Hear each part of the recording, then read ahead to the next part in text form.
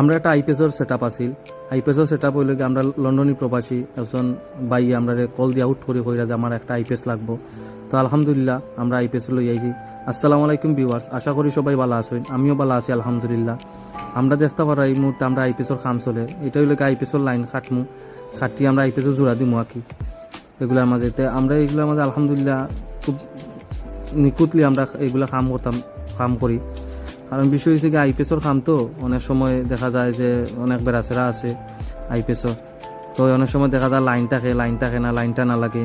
তো আলহামদুলিল্লাহ এই বিল্ডিংয়ের মাঝে পুরাটা আইপিএসের লাইনটা না আসিল, তো আমরা লাগে কামও করতে ইজি হয়ে গেছে আলহামদুলিল্লাহ। আমরা ওই মাহফুজের ব্যাটারি দিছি আর ওই গেল মিনাসুর আমরা আইপিএস দিছি আঁকি।